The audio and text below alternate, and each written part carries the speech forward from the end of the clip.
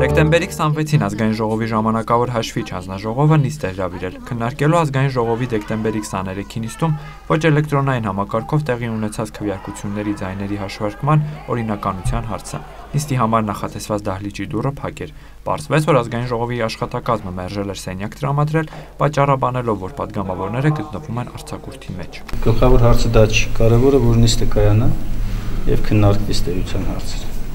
Նիստին ներկայ են հանձնաժողովի 7 անդամներից 4-ը։ Կոալիցիայի ներկայացուցիչները չէին եկել։ Հաշվիչ հանձնաժողովի նախագահան չի ներկայանալու, քանի որ իր համար օրակարգը հստակ չէ, բայց կարծում եմ այստեղ հստակեցնելու ընդհանրապես ոչինչ չկար եւ պարզ է թե ինչի համար է բացակա։ Մյուս հանրապետական անդամը Տաճատ Վարդապետյան ասեց, որ հիվանդ է եւ մենք հակված ենք հավատալու դրան, որովհետեւ մարդը խնդրեց իր բացակայությունը հարգելի համարեր,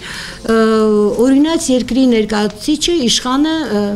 նրան տեղյակ ենք պահել եւ ես մինչեւ հիմա պատասխանը չունեմ։ Հաշվիչ հանձնաժողովի նիստում միաձայն ընդունվեց, որ դեկտեմբերի 23-ի քվեարկության ձայների հաշվարկման կարգը օրինական չի եղել։ Հաշվարկն իրականացնում է հանձնաժողովը։ Հանձնաժողովը նշանակում է այն կոլեգիալ մարմինը, որ ազգային ժողովը ձևավորել է ըստ կարգի այն բաղկացած է 7 անդամից, 2 ներկայացուցիչ հանրապետական խմբակցությունը եւ մյուս խմբակցությունները մեկական ներկայացուցիչ եւ օրենքի որևէ դրույթ ըստ սահմանադրության 5-րդ հոդվածի